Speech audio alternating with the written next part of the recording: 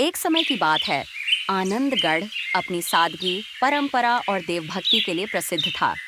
इस गांव के केंद्र में था एक पुराना खंडहरनुमा महादेव मंदिर, जिसके बारे में कहा जाता था कि वहां कोई दिव्य रहस्य छुपा है।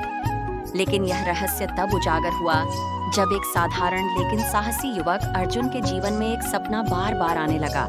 एक मंदिर, एक मूर्ति और उसके नीचे दबी कोई अमूल्य वस्तु।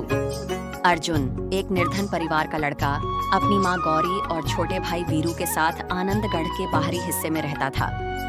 उसके पिता की मृत्यु कई वर्ष पहले हो चुकी थी। अर्जुन मेहनती था, लेकिन हालात उसके खिलाफ थे। माँ, ये सपना अब हफ्तों से आ रहा है। एक पुराना मंदिर, एक टूटी मूर्ति और उसके नीचे कोई रोशनी जैसी चीज। क्या ये कोई संकेत है?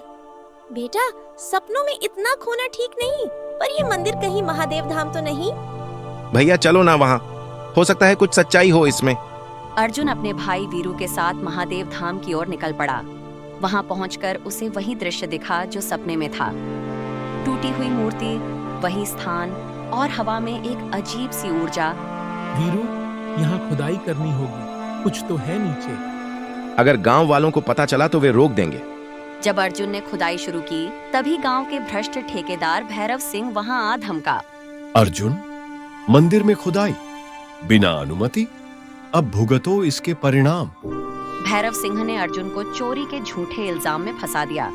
गांव के मुखिया दयाराम, जो भैरव का साथी था, अर्जुन के खिलाफ साक्ष्य तैयार कर बैठा।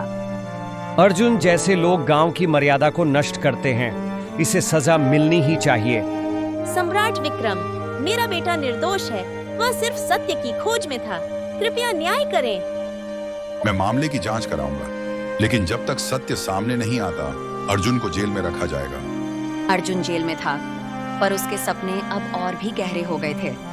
हर रात महादेव की मूर्ति बोलती थी, सत्य खोजो, भय त्यागो और विश्वास रखो। ये सपना कोई सामान्य नहीं, इसमें ईश्वर की इच्छा छुपी है। मुझे हार नहीं माननी। वीरू ने गांव में लोगों को अर्जुन की सच्चाई बतानी शुरू की।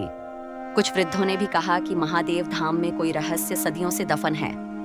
हमने भी अपने बुजुर्गों से सुना था, वहाँ कोई खजाना है, लेकिन उसका रक्षक एक सच्चा भक्त ही बन सकता है। धीरे धीरे गांव अर्जुन के पक्ष में झुकने लगा। सम्राट विक्रम ने दोबारा जांच के आदेश दिए। एक राजकीय खुदाई शुरू हुई और वही स्थान खुदवाया गया। राजन, यहाँ एक प्राचीन संदूक मिला है और उसमें है स्वर्ण मूर्तियां और पांडुलिपियां। तो अर्जुन सही था, उसे तुरंत रिहा करो और सम्मान सहित दरबार में बुलाओ। अर्जुन को जेल से रिहा किया गया। सम्राट ने उसे धार्मिक संरक्षक की उपाधि दी और मंदिर के पुनर्निर्माण का कार्य उसी को सौंपा। बेटा, तेरी श्रद्धा और साहस ने हमारी किस्मत बदल दी। मैंने गलत किया अर्जुन, मुझे क्षमा करो। क्षमा से बड़ा कोई धर्म नहीं, लेकिन अब गांव में कोई अन्याय नहीं होगा। महादेव धाम फिर से बना और गांव में खुशहाली लौट आई। अर्जुन, वीरू और गौरी अब गांव के सम्मानित नागरिक थे।